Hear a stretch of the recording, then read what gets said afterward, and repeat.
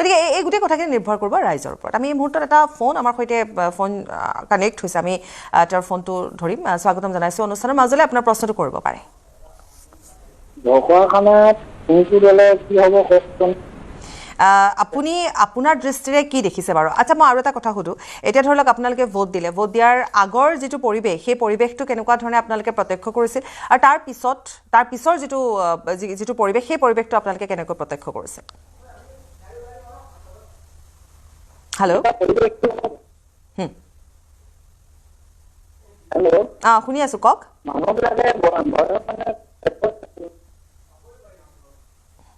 আপোনালোকে কি পাইছে সেইটো ক'ব কৈছে মই আপোনাৰ কথাখিনি ভালকে নাই শুনা আকৌ এবাৰ যদি আপুনি কয় হয় ঢকুৱাখানা সমষ্টিত কংগ্ৰেছ আগবাঢ়ি আছে নে বিজেপি আগবাঢ়ি আছে সেই কথাটো ক'ব লাগিছিলে আপোনাৰ দৃষ্টিত আপুনি কি দেখিলে বাৰু ভোটৰ পূৰ্বে মই বিজেপি মহিলাবিলাকে বিজেপিক বেছি ফুট মাৰিছে মহিলাবিলাকে বিজেপি বেছি মাৰিছে তাৰমানে আপোনাৰ হয় মই মোৰ কেন্দ্ৰটো কথাহে জানো আৰু বাকীবিলাকত মই ঘূৰা মানুহ মই কৃষক মানুহ ঠিক আছে বুজি পাইছোঁ ধন্যবাদ জনাইছোঁ আৰু আপুনি আচলতে গোটেই কথাখিনি আপুনিও পৰ্যালোচনা কৰিছে নকৰা নহয় আমি এই মুহূৰ্তত অভিনৱ পংকজ বৰবৰা ডাঙৰীয়া আমাৰ সৈতে কানেক্ট হৈছে আমি তেওঁৰ পৰাই জানো গতিকে আপোনাক স্বাগতম জনাইছোঁ অনুষ্ঠানৰ মাজলৈ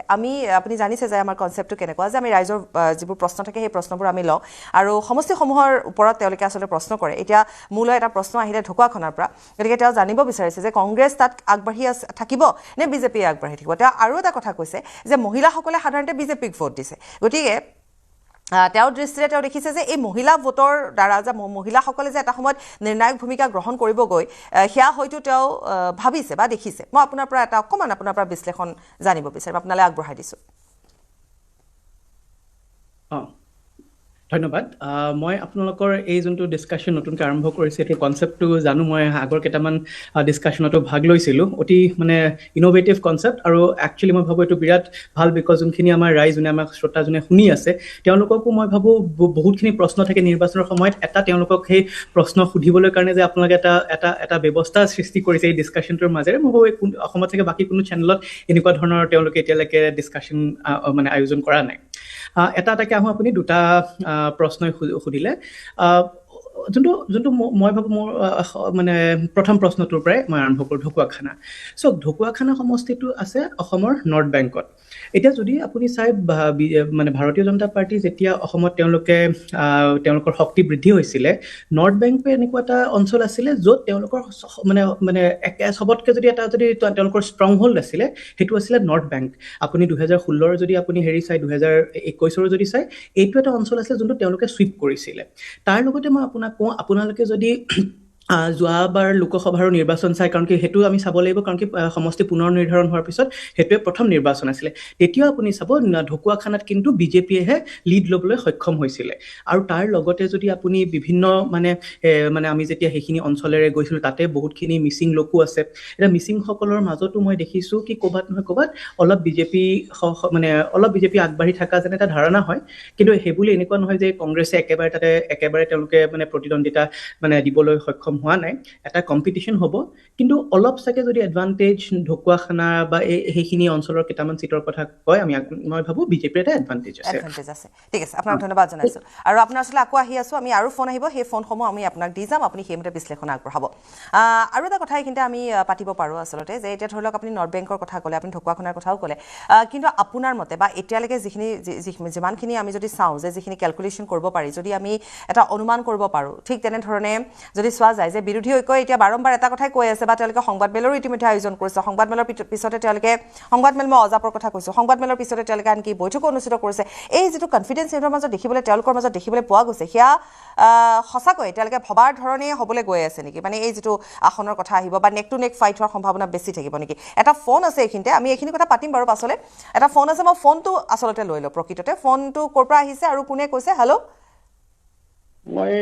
দলগাঁৱৰ পৰা কৈ আছোঁ কওক দলগাঁৱৰ কেশৱ ডেকা মই আপোনালোকে কৈ আছোঁ যে ভোটৰ পাৰ্চেণ্টেজ বঢ়া বুলি মোৰ অলপ আপত্তি আছে আপত্তিটো কেনেকুৱাকে আপোনালোকে জেগাত পুৰণা যিখন লিষ্ট আছিল লিষ্টখনততো বহুত মানুহ এইবাৰ বাদ পৰি গ'ল যোৱাবাৰ তাতে ছোৱালী বিয়া দিয়া ছোৱালী মৃত্যু মানুহৰ নাম থকাৰ কাৰণে অলপ কম কম দেখাইছিল ইয়াৰ কিন্তু কি হ'ল ভোটাৰ লিষ্টত সেইবিলাক প্ৰায় উঠি গৈছে কাৰণে পাৰ্চেণ্টটো বেছি বেছি দেখাইছে মোৰ বুজাত আৰু গতিকে আপোনালোকে কৈ আছে যে পাৰ্চেণ্ট বাঢ়িছে কিন্তু 2% বাঢ়িছে 5-6% মোৰ হিচাপত বঢ়াব নালাগে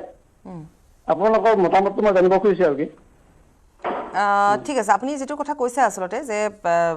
that percent বহা বুলি নহয় আপুনি ভোটৰ পাৰ্সেন্টেজৰ কথা নিশ্চয় আপুনি কৈছে যে এবাৰ ভোটৰ পাৰ্সেন্টেজ বাঢ়িছে সেই প্ৰশ্নটো আপুনি ক'ব বিচাৰিছে আৰু আপুনি এটো কথা লগতে ক'ব বিচাৰিছে যে তাত ভুৱা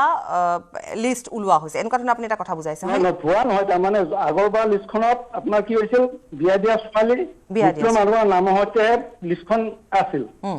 প্ৰায়বিলাকতে আমাৰ বহুত ইলেকশ্যন হৈছিল এবাৰ কি হৈছে মোটামুটি সেইবিলাক ওলাই গৈছিল সেইকাৰণে এবাৰ পাৰ্চেণ্টটো বেছি বেছি দেখাইছে কিন্তু ভোটৰ যিটো উৎসাহ প্ৰায় একে নিচিনা মই সেইটো ক'ব গৈছোঁ তাত আপুনি আমাৰ এটা মতামতহে জানিব বিচাৰিছে আচলতে আপুনি দলগাঁও সমষ্টিটোৰ কথা জানিব নাই বিচৰা মাত্ৰ আপুনি সামগ্ৰিকভাৱে এটা পাৰ্চেন্টেজৰ কথাহে জানিব বিচাৰিছে হয়নে মানে সেইটো পাৰ্চেন্টেজ মানে মই তাৰমানে আপোনালোকে সদায় কৈ আছে 90-85 কিবা কিবি কিন্তু এইটো সম্মত 2% 80% যিটো হ'ব পাৰে কিন্তু 5% বাঢ়া নাই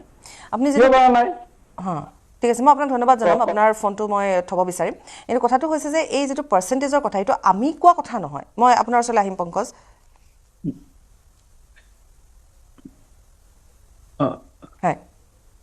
হয় আপুনি শুনা পাইছেনে মই শুনি আছো কক আজি যিগৰাকী ফোনত আছে তেওঁ ঘৰতে শুনা পাব কক মই তেওঁৰ প্ৰশ্নটো বুজি পাইছো মানে মোৰ ধাৰণা হৈছে কি তেওঁ কৈছে কি যেহেতু মানে স্পেশাল ৰিভিজনৰ পিছত অলপ হালখলনি হৈছে সেইকাৰণেহে পাৰ্সেন্টেজ বাঢ়িছে নেকি আই থিংক হেতু তেওঁ সুধিব বিচাৰিছে সো মই নিজে যোৱা কেদিনমানৰ পৰা টাৰ্ন আউটৰ ওপৰত অলপ বিশ্লেষণ কৰি আছিলো সো ক'বাত নহয় ক'বাত হেতু এটা ফেক্টৰ হয় কি যেহেতু ভোটাৰ লিষ্টখনত অলপ মানে নাম ওভাৰঅল ভোটাৰ লিষ্টখনত অলপ নাম কমি গ'ল 2 লাখ মান ডিলিশন হৈছিলে হেতু কাৰণে হয় টোটাল যোনটো ওভাৰঅল টাৰ্ন আউটৰ ফিগাৰ অলপকে কিন্তু বাঢ়াটো চাগে হ'ব পাৰে হেতু এটা তেওঁ যোনটো কথা কৈছে যুক্তি আছে কিন্তু আমি এটো কথা মনত ৰাখিব লাগিব কি কিমানখিনি মানুহ কাট খাইছে এটা বেংগলত বহুতখিনি মানুহৰ নাম কটা গৈছে বুলি মানে আমি গম পাইছো কিন্তু অসমত আপুনি চক অকল 2 লাখ কিমান মানে 2,50,000তকৈ চাগে কম মানুহৰহে নাম কটা গৈছে ভোটাৰ লিষ্টখন হলনি কৰোতে সেইকাৰণে যদিও হেতু ফেক্টৰৰ কাৰণে ভোটাৰ লিষ্টত মানে ওভাৰঅল টাৰ্ন আউটটো বাঢ়িব হেতু একদম সামান্যভাৱে এটা ফেক্টৰ হয় কিন্তু হেতুৰ ৰোলটো বহুত সৰু হ'ব তাৰ লগতে কিন্তু যদি আপুনি চাই একচুয়ালি এবাৰ যদি নিৰ্বাচন চাই কিছুমান সোশ্যাল গ্ৰুপছে কিছুমান সোশ্যাল গ্ৰুপছে কিন্তু নিৰ্বাচনত আগতকে বেছি মানে বেছি হাৰত এবাৰ তেওঁলোকে মানে অংশগ্ৰহণ কৰিছে এতিয়া আপুনি সব যোনখিনি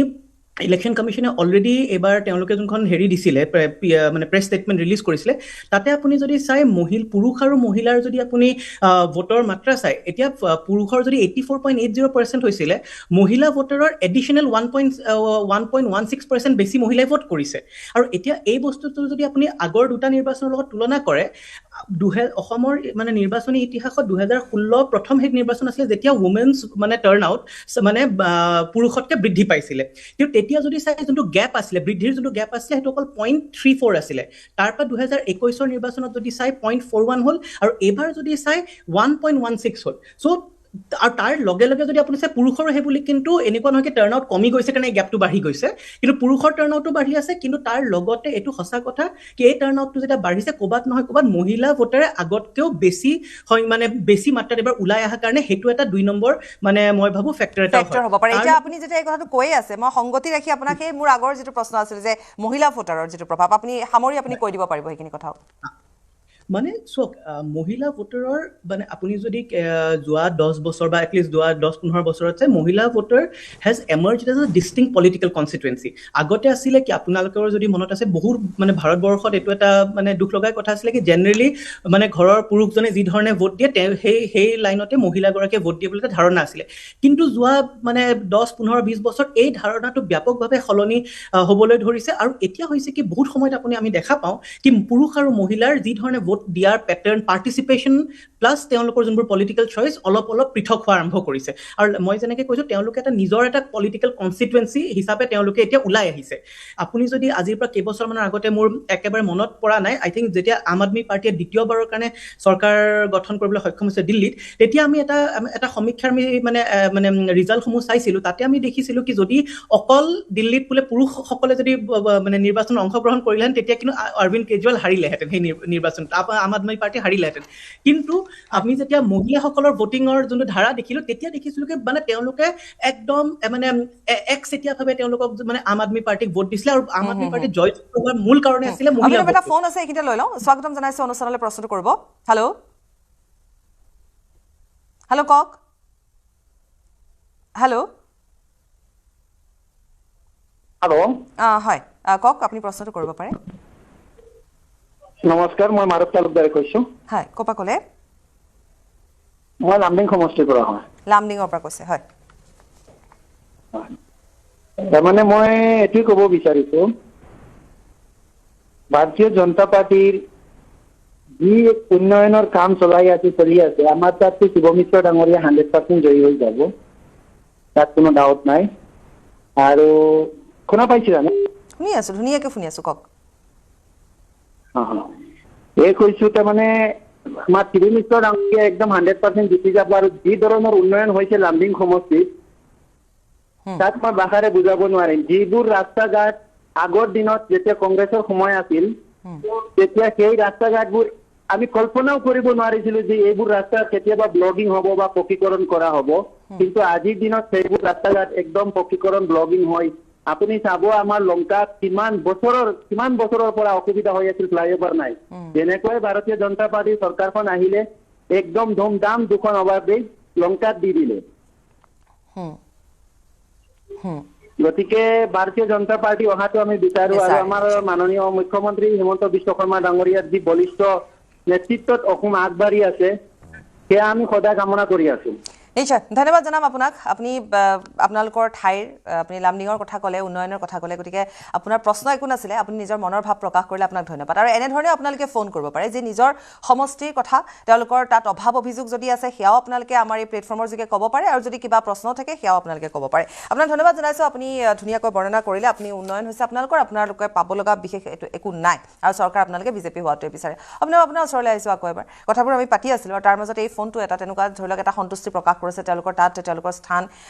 উন্নয়ন হৈছে হয় সেই স্থান বা সেই জেগাখিনি যদি আমি চাওঁ লংকা আজি বহুত বছৰ আগৰ যদি কথালৈ আমি যাওঁ তেতিয়াহ'লে সঁচাকৈ বহুখিনি পিছ পৰি আছিল আৰু এতিয়া যথেষ্ট উন্নয়ন হৈছে আৰু লংকা দি আপুনি যদি এইফালে উমৰাংচলৈ যায় তাত টুৰিষ্ট প্লেচো হৈছে গতিকে ভাল উন্নয়ন এটা হৈছে নোহোৱা নহয় ৰাইজৰ সন্তুষ্টি আছে আহিছোঁ আপোনাৰ ওচৰলৈ অভিনৱ আপোনাৰ ক'ব লগা আছে হয় আৰু উন্নয়ন মানে এতিয়া আমি যেনেকৈ আমি কৈছোঁ এতিয়া উমেন ভোটৰ এটা ডিষ্টিংক্ট কনষ্টিটুৱেঞ্চি নিচিনাকৈ মানে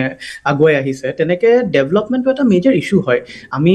মানে উন্নয়নৰ বিৰোধিতা কৰি পেলাই কাৰোবাক ভোট দিব পাৰোঁ বা অসন্তুষ্ট হৈ পেলাই ভোট দিব পাৰোঁ বা আমি এখন চৰকাৰে উন্নয়ন কৰিছে বুলি মানে ভাবি পেলাই তেওঁলোকৰ সমৰ্থনত আকৌ এবাৰ আমি ভোট দিব পাৰোঁ কিন্তু আপুনি চাব উন্নয়ন ডেভেলপমেণ্ট এই যোনটো শব্দ ইংৰাজী শব্দটো বা অসমীয়াত আমি কওঁ উন্নয়ন এইটো কিন্তু এটা মেজৰ পলিটিকেল ইছ্যু হিচাপে এতিয়া ওলাই আহিছে আৰু সকলোকে উন্নয়ন লাগে এইটো একদম সঁচা কথা আৰু তাৰ লগতে আপুনি যদি চাই মানে সকলো দলে বিভিন্ন তেওঁলোকৰ আইডিঅলজিকেলি উন্নয়নক কি হিচাপে তেওঁলোকে ডিফাইন কৰে সেইটোত তেওঁলোকৰ পাৰ্থক্য থাকিব পাৰে কিন্তু সকলোৱে কিবা নহয় কিবা ধৰণৰ এটা উন্নয়নৰ এটা মডেল আগবঢ়ায় সেইকাৰণে মেনিফেষ্টোসমূহতো চাব মানে বহুতখিনি যোনে মেনিফেষ্টোসমূহ বনায় দলসমূহৰ আৰু বা ৰাজনীতিক বিশেষজ্ঞসকলক লগ কৰি তেওঁলোকেও মানে বহুতখিনি সময় তেওঁলোকে দিয়ে কি ধৰণে আমি আমাৰ এটা নিজৰ ডেভেলপমেণ্টেল মডেল আমি ডেভেলপ কৰি পেলাই ৰাইজৰ আগলৈ লৈ যাম আপুনি আজি বিজেপিৰ এটা নিজৰ ডেভেলপমেণ্টেল মডেল আছে আগতে কংগ্ৰেছে যেতিয়া 5টা গেৰেণ্টিৰ কথা কৈছে তেওঁলোকৰো সেইটো এটা বেলেগ ধৰণৰ ডেভেলপমেণ্টেল মডেল থাকে কিন্তু হয় ডেভেলপমেণ্ট বা উন্নয়ন এটা ইউনিভাৰ্চেল এটা ডিমাণ্ড হৈ গৈছে আৰু সকলোৱে উন্নয়ন বিচাৰে আৰু সেইকাৰণে উন্নয়নৰ যেতিয়ালৈকে ৰাজনীতি বা উন্নয়ন বিষয়টোৰ পৰা যেতিয়ালৈকে আমি ৰাজনীতি কৰি থাকোঁ মই ভাবোঁ একো বেয়াও নহয় এইটো এটা সুস্থ ৰাজনীতিৰে চিন আৰু সেই গতিত যদি ৰাজনীতি আগবাঢ়ি গৈ থাকে এখন সুস্থ সমাজ এটা সুস্থ ৰাজনীতি মানে এটা মোৰ মানে সুস্থ ৰাজনৈতিক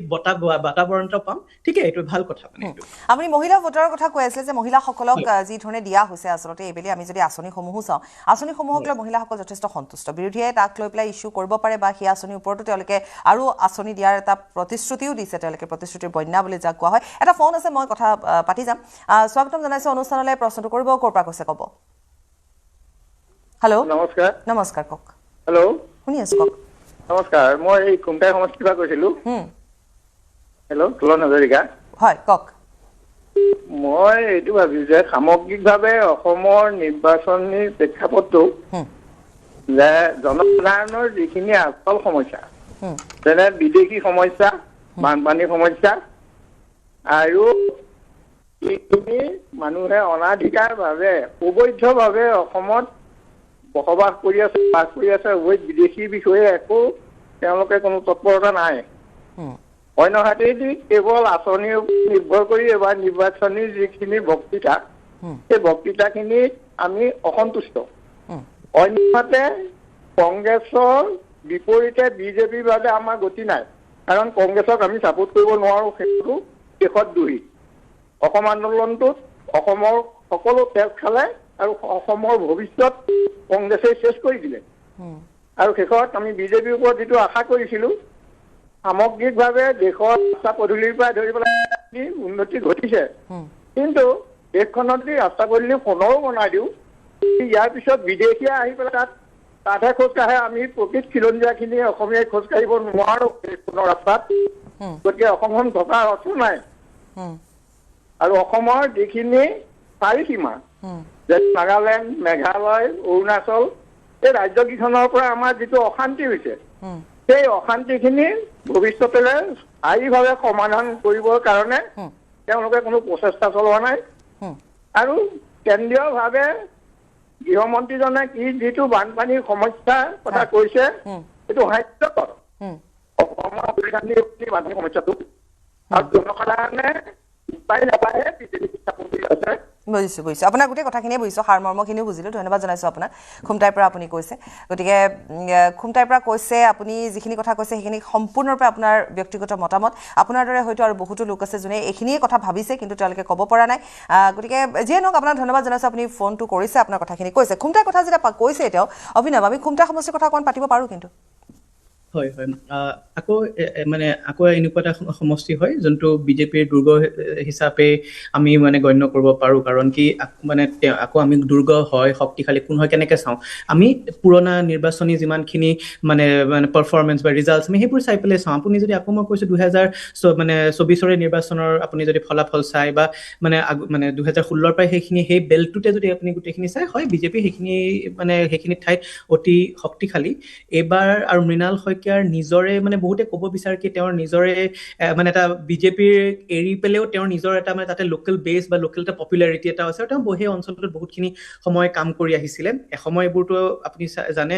মানে কংগ্ৰেছৰো এইবোৰ দুৰ্গ আছিলে কিন্তু এতিয়া মই ভাবোঁ সেইকাৰণে এতিয়া বিজেপি শক্তিশালী ৰজনীলা তিৰ্কীও কিন্তু ক'ব লাগিব তেওঁৰ মানে চাহ জনগোষ্ঠীয় নেতা হিচাপে তেওঁৰ যোন কমিউনিটিৰ যদি অলপ ভোট চট পায় তেতিয়া অলপ মানে চিটটো কম্পিটিটিভ হ'ব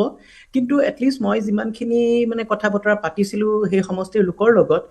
সেই হাঁহি চাগে মৃণাল শইকীয়াই মাৰিবলৈ সক্ষম হ'ব মানে কাৰণ মৃণাল শইকীয়াৰ এটা তাত বেছ আছে নথকা নহয় তেওঁ এটা ভাল তাত দুৰ্গ বুলি ক'লেও ভুল কোৱা নহ'ব ৰাইজৰ মাজত তেওঁ জনপ্ৰিয়তা আছে আৰু তেওঁ জনপ্ৰিয় হোৱাৰ অন্যতম কাৰণো হৈছে যে তেওঁ সাধাৰণতে তেওঁ বিজেপিৰ হয় যদিও কিন্তু কিছুমান ভুল তেওঁ আঙুলিয়াই দিয়ে আৰু সেইবাবে হয়তো ৰাইজে তেওঁক ভাবে যে তেওঁ তেনেধৰণে তেওঁ গ্ৰহণ কৰিব ৰাইজৰ মাজলৈ যায় আৰু ৰাইজৰ একেবাৰে সৰু সৰু কথাবোৰ তেওঁ গুৰুত্ব প্ৰদান কৰে সেয়া দেখিবলৈ পোৱা গৈছে বাকী কিন্তু নিৰ্ভৰ কৰিব ৰাইজৰ ওপৰতে কাৰণ ভোটটো আপুনিয়ে দিব যিগৰাকী খুমটাইবাসী লোক তেওঁক কৈছোঁ ভোট আপুনিয়ে দিছে আপুনি কৈছে যে আপোনাৰ বিকল্প নাই কিন্তু তথাপিতো আপুনি ভোটটো দিছে যিয়ে নহওক কিয় আমি 4 তাৰিখে জানিম কি হ'ব কি নহ'ব গতিকে কথাবোৰ তেনেকুৱা ধৰণৰ ফোন যদি আৰু আছে আমি লৈ ল'ম আৰু সমান্তৰালভাৱে আমি কথা পাতিও যাম মই খুমটাই কথা পাতিলোঁ আৰু ইয়াৰ পূৰ্বেও আমি কিছুমান কথা পাতিছিলোঁ লিংকবোৰ হেৰাই গৈছে এটা ফোন এইখিনি লৈ লৈছোঁ স্বাগতম জনাইছোঁ আপুনি প্ৰশ্নটো কৰিব পাৰে ক'ৰ পৰা কৈছে ক'ব হেল্ল' শুনি আছোঁ কওক ক'ৰ পৰা কৈছে শুনি আছোঁ কওক ঠিক আছে মই দুলীয়াজানৰ পৰা কৈছোঁ দুলীয়াজানৰ পৰা কৈছে হয় মই দুলীয়াজানৰ হেমচোৱাৰ পৰা কৈছোঁ হেনচোৱাৰ পৰা কৈছে আচ্ছা কওকচোন মই দুলীয়াজান সমষ্টিটোত যথেষ্ট বিজেপিয়ে উন্নতি কৰিছে গতিকে মানে দুলীয়াজান সমষ্টিটো আমি বিজেপি জিকাটোৱে কামনা কৰিছো হা গতিকে মানে আগতে কংগ্ৰেছ চৰকাৰ দিনততো কোনো উন্নতি আমি দেখা নাপালোঁ আমিতো অন্তত 30-40 বছৰ আগৰ পৰা কোনো উন্নতি দেখা নাপালোঁ মানে এতিয়া আপোনালোকে উন্নয়ন দেখিছে উন্নতি দেখিছে গতিকে আপুনি বিচাৰিছে চৰকাৰ বিজেপিৰে হওক আপোনাক ধন্যবাদ জনাইছো গতিকে দুলীয়াজানৰ পৰা কৈছে তাত আপোনালোকে উন্নয়ন দেখিছে সেইটো আচলতে আপোনালোকৰে কথা আপোনালোকে আপোনালোকৰ সমষ্টিৰ পৰা আপোনালোকে সেই কেণ্ডিডেটজনক সেই প্ৰাৰ্থীজনক জিকাই আনিব গোটেইখিনি নিৰ্ভৰ আপোনালোকৰ ওপৰতে কৰিব এটা কথা যে আপোনালোকে কাক লৈ সন্তুষ্ট হৈ আছিলে কাৰ পৰা আশা নতুনকৈ কিবা আশা কৰিব নেকি গতিকে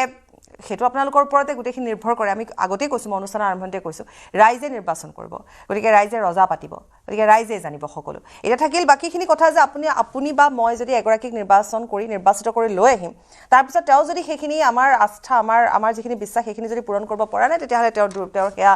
তেওঁ পৰাজিত বুলিয়ে ক'ব পাৰিম আৰু তেওঁ অনাগত সময়ছোৱালে তেওঁৰ বাবে এটা প্ৰত্যাহ্বানৰ সন্মুখীন হোৱাৰ সম্ভাৱনা থাকিব অভিনৱ এটা কথা যে এতিয়া আমি যিমানকেইটা কথা সমষ্টিৰ কথা আমি আজি ইমান মাহে আমি আলোচনা কৰি আহিছোঁ আজিৰ তাৰিখত আপুনি কি দেখে ক'ত কেনেধৰণে প্ৰত্যাহ্বানৰ সন্মুখীন হ'ব বিজেপি মই পোনপটীয়াকৈ সুধিছোঁ বিজেপি ক'ত প্ৰত্যাহ্বানৰ সন্মুখীন হোৱাৰ সম্ভাৱনা থাকিব পাৰে হয় আমি যদি বিভিন্ন এক্সিট পোলসমূহ চাওঁ বা বিজেপিৰ নেতাসকলৰে আমি মন্তব্য চাওঁ বা একাংশ বুদ্ধিজীৱীৰেও মন্তব্য চাওঁ তেওঁলোকে ক'ব খুজি আছে কি বিজেপি এবাৰ এটা বহুত ডাঙৰ এটা মেজৰিটিৰে মানে তেওঁলোকে আকৌ মানে পুনৰ চৰকাৰলৈ আহিব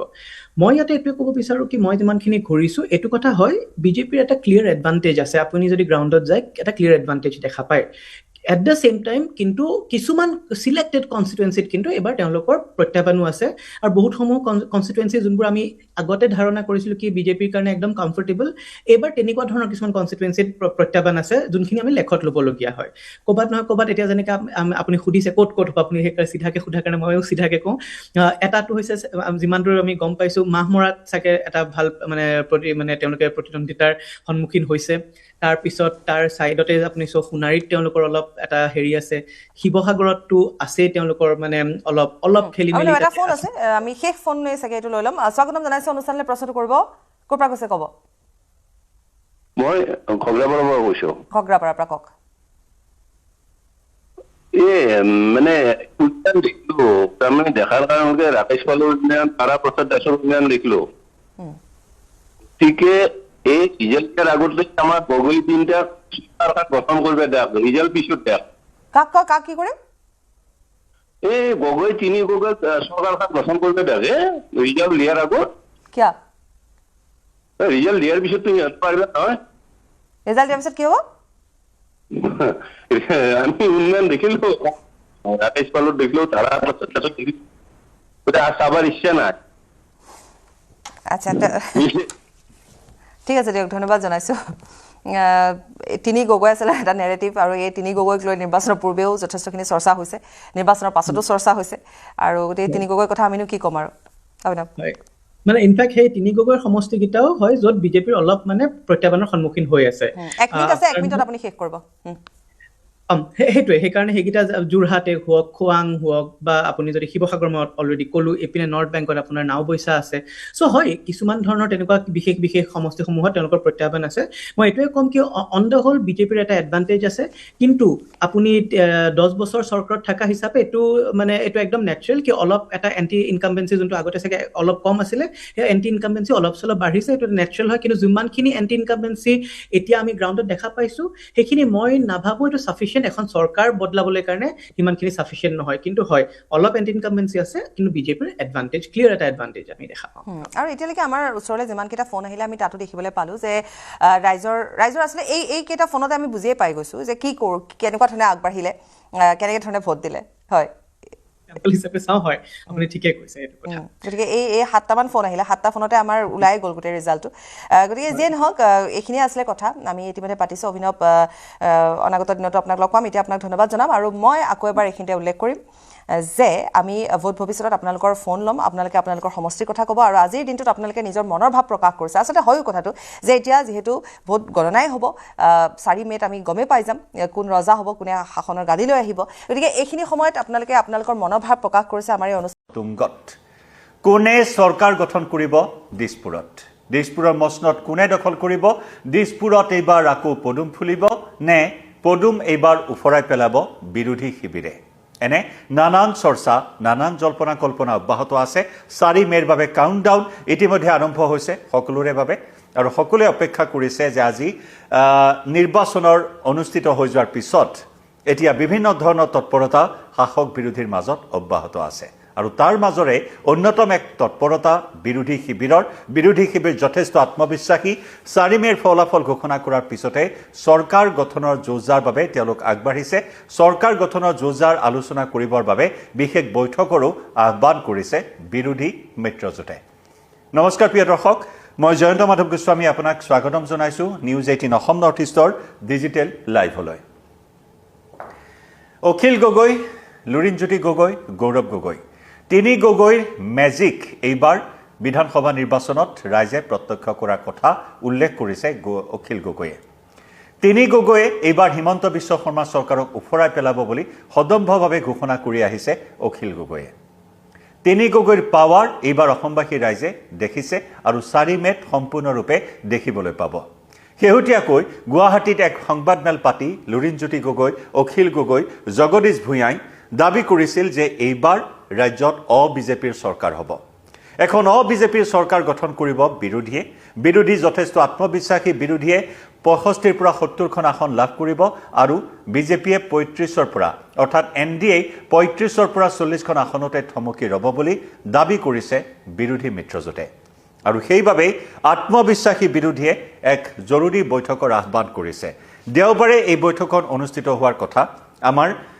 যি সূত্ৰ আছে আমাৰ সতীৰ্থ সাংবাদিকসকলৰ যি সূত্ৰ সেই সূত্ৰৰ পৰা এই কথা জানিব পৰা হৈছে যে গুৱাহাটীত দেওবাৰে অনুষ্ঠিত হ'ব বিৰোধীৰ এখন বৈঠক এই বৈঠকখনত প্ৰতিগৰাকী প্ৰাৰ্থীক উপস্থিত থকাৰ আহ্বান জনোৱা হৈছে প্ৰতিটো দলৰ প্ৰতিনিধিসকলক উপস্থিত থাকিবলৈ কোৱা হৈছে এই বৈঠকখনত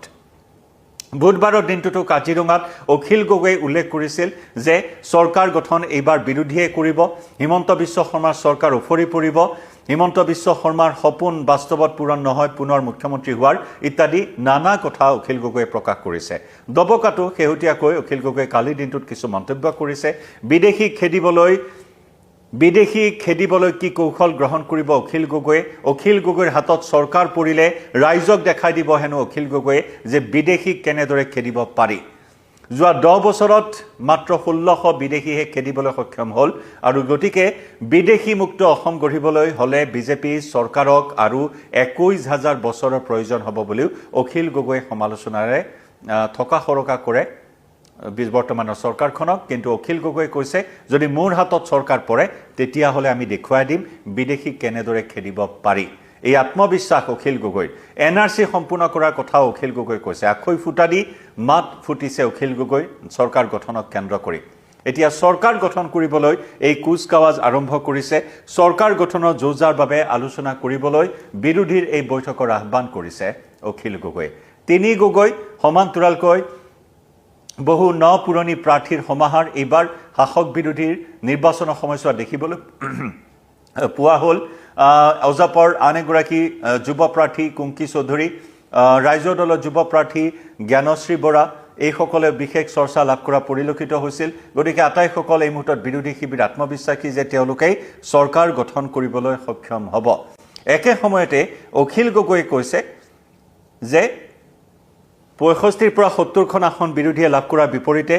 বিজেপিয়ে মাত্ৰ 35ৰ পৰা 40খন আসনতে সীমাবদ্ধ থাকিব এইবাৰৰ নিৰ্বাচনত আৰু একেদৰে 70-80খন আসন বিৰোধীয়ে লাভ কৰিব বুলি যথেষ্ট আত্মবিশ্বাসী অখিল গগৈ ইয়াকো ক'বলৈ নাপাহৰিলে যে যদিহে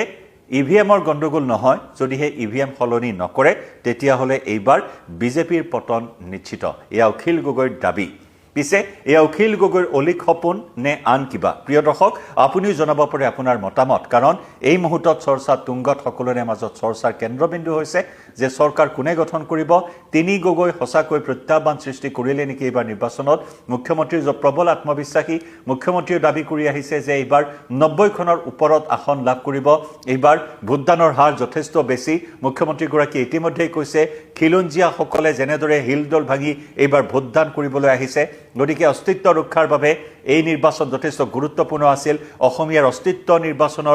অস্তিত্ব ৰক্ষাৰ নিৰ্বাচন আছিল 2026ৰ বিধানসভা নিৰ্বাচন গতিকে সেই সূত্ৰে মুখ্যমন্ত্ৰীয়ে দাবী কৰি আহিছে যে এইবাৰ 90খনৰ ওপৰত আসন লাভ কৰিব 100খন আসন লাভ কৰিলেও তাত অসম্ভৱ বুলিবলৈ একো নাই এই কথা বিজেপিয়ে উল্লেখ কৰি আহিছে মুখ্যমন্ত্ৰী ডক্টৰ হিমন্ত বিশ্ব শৰ্মাই দাবী কৰি আহিছে আৰু মুখ্যমন্ত্ৰীগৰাকী ষ্টাৰ কেম্পেইনাৰৰ ৰূপত বৰ্তমান পশ্চিম বংগত নিৰ্বাচনী প্ৰচাৰ অভিযান চলাই আছে গতিকে এফালে মুখ্যমন্ত্ৰীৰ দাবী 90ৰ পৰা 100খন আসন লাভ কৰিব আনফালে বিৰোধীৰ দাবী অখিল গগৈৰ দাবী 70ৰ পৰা 80খন আসন লাভ কৰিব এইবাৰ বিৰোধীয়ে পিছে শিৱসাগৰত অখিল গগৈ সেই ঘাঁহি মাৰিব পাৰিবনে নাই ইয়াকে লৈ কিন্তু ৰাজ্যৰ মাজত চৰ্চা অব্যাহত আছে এফালে যদিও বা চৰকাৰ গঠনৰ কুচকাৱাজ কৰিছে অখিল গগৈয়ে কিন্তু শিৱসাগৰ সমষ্টি এইবাৰ কিমান নিষ্কণ্টক হৈ ৰ'ল অখিল গগৈৰ বাবে তিনিগৰাকী প্ৰাৰ্থী এনডিএৰ বন্ধুত্বমূলক প্ৰতিদ্বন্দ্বিতা প্ৰদীপ হাজৰিকা আৰু কুশল দুৱৰীৰ মাজত আৰু আনফালে অখিল গগৈ গতিকে অখিল গগৈ লাভান্বিত হ'ব নে নহয় সকলো ফলাফল 4 মেত জানিব পৰা যাব আনফালে লুৰিণজ্যোতি গগৈ খুৱাঙত এইবাৰ লুৰিণজ্যোতি গগৈৰ কপাল ফুলিবনে নাই সেই ঘাঁহি মাৰিব পাৰিবনে নাই 2021ৰ বিধানসভা নিৰ্বাচন দুটা সমষ্টিত পৰাস্ত হৈছিল তাৰ পিছত 2024ৰ লোকসভা নিৰ্বাচনত ডিব্ৰুগড়ৰ প্ৰাৰ্থী হৈ পৰাজয় বৰণ আৰু এইবাৰ পৰাজয়েৰে হেট্ৰিক কৰিব নেকি লুৰিণজ্যোতি গগৈ নে এইবাৰ বিজয় হৈ লুৰিণজ্যোতি গগৈ চৰকাৰ গঠনত বিশেষ ভূমিকা পালন কৰিব সকলোখিনি উত্তৰ কিন্তু 4 মেতহে জানিব পৰা হ'ব আৰু একেদৰে কুংকি চৌধুৰী মধ্য গুৱাহাটীৰ প্ৰাৰ্থী কুংকি চৌধুৰীয়েও এইবাৰ কিছু প্ৰত্যাহ্বানৰ সৃষ্টি কৰা পৰিলক্ষিত হৈছে যথেষ্ট চৰ্চা লাভ কৰিছে ছ'চিয়েল মিডিয়াতো জেনজিৰ মাজত যথেষ্ট চৰ্চিত এগৰাকী প্ৰাৰ্থী গতিকে মধ্য গুৱাহাটীৰ যি ভোট বিন্যাস সেই ভোট বিন্যাসৰ পৰা কুংকি চৌধুৰী জয়ী হৈ আহিবলৈ সক্ষম হয় নে নহয় তাৰো উত্তৰ 4 মেতেই পোৱা যাব একেদৰে জ্ঞানশ্ৰী বৰা বিশেষভাৱে প্ৰচাৰ কৌশল অৱলম্বন কৰা পৰিলক্ষিত হৈছিল মৰিয়নিৰ যি বিধ্বস্ত বাট পথৰ পৰা জ্ঞানশ্ৰী বৰাই প্ৰচাৰ অভিযান চলাই ৰাইজৰ দৃষ্টি আকৰ্ষণ কৰিবলৈ চেষ্টা চলাইছিল গতিকে সেই প্ৰচাৰ অভিযানে সেই প্ৰচাৰ কৌশলে জ্ঞানশ্ৰীক কিমান সহায় কৰিব নিৰ্বাচনী ফলাফলত তাৰো গম পোৱা যাব আৰু আনহাতে আটাইতকৈ হট সিট হিচাপে পৰিগণিত যোৰহাট সমষ্টি এই যোৰহাট সমষ্টিত গৌৰৱ গগৈ লোকসভা নিৰ্বাচনৰ দৰে চমক দিব পাৰিবনে নাই তাকে লৈ কিন্তু ৰাইজৰ মাজত জল্পনা কল্পনা অব্যাহত আছে বিজেপিও যথেষ্ট আত্মবিশ্বাসী গৌৰৱ গগৈ 2024ত যি ধৰণৰ ভোট লাভ কৰিছিল সেই ভোট এইবাৰ গৌৰৱ গগৈয়ে নাপায় গতিকে গৌৰৱ গগৈৰ বিৰুদ্ধে সাধাৰণ ঘৰৰ ল'ৰা হিচাপে হিতেন্দ্ৰনাথ গোস্বামীয়ে জয়ী হ'ব বুলি বিজেপিয়ে দাবী কৰি আহিছে গতিকে এক আকৰ্ষণীয় যুঁজ হৈছে এইবাৰ 26ৰ বিধানসভা নিৰ্বাচনত সমান্তৰালকৈ এইকেইটা সমষ্টিৰ উপৰিও গোটেইকেইটা সমষ্টিয়ে এইবাৰ বিশেষভাৱে চৰ্চিত সমষ্টি কিন্তু তাৰ ভিতৰত ৰাইজৰ মাজত ব্যাপকভাৱে চৰ্চিত এই সমষ্টি তাৰ উপৰিও যদিও আমি বিৰোধীয়ে চৰকাৰ গঠনক লৈ বৰ্তমান আপোনালোকক জনাই আছো তাৰ মাজতে বিপুৰীয়া সমষ্টিত কোনে সেই ঘাঁহি মাৰিব বিভিন্ন বিষয় বিভিন্ন দিশ চালিজাৰি চাই ইতিমধ্যে আমি ভোট ভাইবৰ কথাও আপোনাক কৈ আহিছোঁ ভোট ভাইবৰ সহযোগত নেটৱৰ্ক 18ৰ যি সমীক্ষা আছিল সেই সমীক্ষাত কিন্তু এইবাৰ 90খনৰ ওপৰত আসন লাভ কৰি বিজেপিয়ে দিছপুৰত চৰকাৰ গঠন কৰিব বুলি সমীক্ষাত প্ৰকাশ পাইছে গতিকে লক্ষণীয় হ'ব এইবাৰ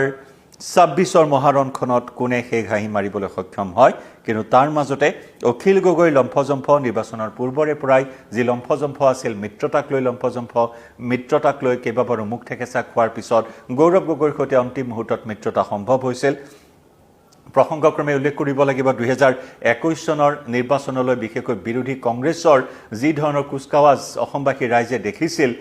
2021 চনৰ নিৰ্বাচনত কংগ্ৰেছে চৰকাৰ গঠন কৰিবলৈ আত্মবিশ্বাসেৰে যেনেদৰে ৰিজৰ্টত বাহৰ পাতি আছিল সোণাপুৰৰ বিলাসী ৰিজৰ্টত হৰ্স ট্ৰেডিঙৰ আশংকা কৰি তেওঁলোকে বাহৰ পাতি আছিল কিন্তু মুৰকত সকলো যেন ফুটুকাৰ ফেনত পৰিণত হৈছিল সকলো ফ্লপ শ্বট পৰিণত হৈছিল বিৰোধী কংগ্ৰেছৰ সেই কুচকাৱাজ গতিকে এইবাৰো তেনেকুৱাই পুনৰাবৃত্তি হ'ব নে বিৰোধীয়ে দাবী কৰা ধৰণেৰে 70-80খন আসন লাভ কৰি অখিল গগৈ দাবী কৰা ধৰণেৰে তিনি গগৈৰ চমকেৰে দিছপুৰৰ মসনদ দখল কৰিব হিমন্ত বিশ্ব শৰ্মা চৰকাৰক ব্ৰহ্মপুত্ৰত উটুৱাই দিয়াৰ যি সপোন আছিল অখিল গগৈৰ সেয়া অলিক সপোন হৈ ৰব নে বাস্তৱত পৰিণত হ'ব সেয়া কিন্তু লক্ষণীয় হ'ব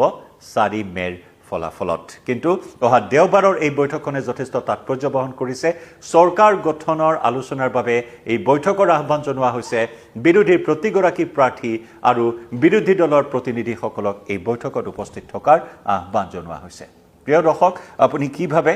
আপোনাৰ মতামত আগবঢ়াব পাৰে কমেণ্ট ছেকশ্যনত লাইভৰ পৰা বিদায় লৈছোঁ